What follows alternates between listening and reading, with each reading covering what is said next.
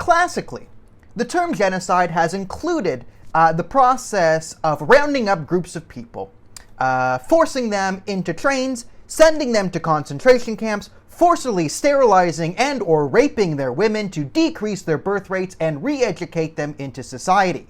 However, there is one person who does not agree with this definition of genocide, and that is social justice heartthrob, and unfortunately leader of the country of Canada, Justin Trudeau. Now, Justin Trudeau will not call this a genocide because it is a loaded term. Genocide's a very loaded term, and he wants to be very, very, very, very careful with how he uses it.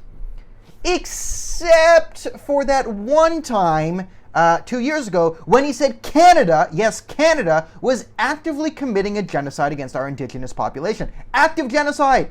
Active genocide. Not historically there was an attempt for cultural genocide against the Indigenous people, something that we could probably, all kind of get around and work to... No! Active. Justin Trudeau admitted to being the leader of a country for years that was committing a genocide. And this is why no one takes him, or even the most of the left, seriously. No one does. Because he copped to, in front of the entire world, crimes against humanity. He said he was in charge of a country committing crimes against humanity. He should be in jail for the rest of his life. Right? He should be tried at the ICC if any of this was true. But because we all know that Canada's not actually committing a genocide against the Indigenous population, we're allowed to sort of say this for social justice brownie points. And so, the Robin DiAngelos of Canada could be like, oh, yes, Justin Trudeau's so progressive and we're moving forward. But this is why it's so hollow, is because when you accuse your own country of committing an active genocide, not historical acts done against the Indigenous, not, say on the East Coast, the scalping of the Micmac was a horrific crime against humanity, something that we can all kind of get behind, right? We should have done more to help Sitting Bull. We can say that. Tecumseh's an underrated Canadian historical figure, even though he was born in the States, but kind of saved Canada in the War of 1812. We can all kind of get behind historical grievances and work forward. No one really denies that. But when you say it's an active genocide, you don't then present yourself to the ICC. You just kind of go along like you're not really committing one. Then we get to China, where there's no evidence. He hasn't seen the evidence yet. Excuse me, there's literal drone footage. We've seen the footage of them being chained, sat down, forced into trains, sent to camps. We have testimonies of Uyghurs saying they escaped these camps and what actually goes on in them and the torture and the organ harvesting and all that. And then we had the Chinese consulate brag about this on Twitter. They literally bragged about their re-education process and saying the Muslim women are no longer baby factories or whatever. So that they're curbing the Muslim birth rates in the Uyghur region. And they were like, we did it. We're doing it. And I was like, you got to give it up to the Chinese, because they're at least, they're not hiding their genocide anymore. They're like, we're doing it, but if you call us out on it, we're going to attack you. It is so obvious.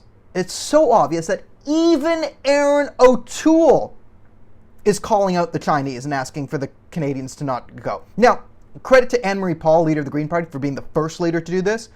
What a bizarre world we live in, where the two leaders that I've praised the most over the last 2 years have been the Green Party leader and the Bloc Québécois. I don't know. I guess this is the pandemic alternate universe we're living in. Wake me up when you do. So, you have Aaron O'Toole, who has no problem taking money from the Chinese Communist Party and then suing the National Telegraph when we report on it. He's even able to call out the Chinese right now. The Green Party, well, since Elizabeth May has been removed from the leadership, and Anne-Marie Paul actually seems like she has a moral center and a moral compass, so I won't hit on the Greens, but even the Green Party now is like, yeah, China bad. Because under Elizabeth May, their position was the same as the Trudeau position, which is China's the greatest country ever because they have the most green energy technology, which forces me to explain the only reason they have green energy technology there is because they steal the patents of every green energy innovation made in the West, claim it to be their own, produce it at a lower and cheaper quality, drive Western green energy companies out of business, and then have the most green energy stuff. This is why Justin Trudeau admires their basic dictatorship, because it's so green. But now, seems like, okay, so what is genocide? Genocide is the fact that there's some missing and murdered Indigenous women. Now, yeah, some of them have been killed by, historically, probably people within the system, potentially RCMP officers, racist random Canadians. A lot of them have probably been killed by their family members, because the most likely person to kill a woman is the people she lives with. It's why, the number one threat to white women, white men, number one threat to black women, black men, the most, threatening thing to Filipino women, Filipino men, and etc., and etc., and etc. This is genocide. This is genocide.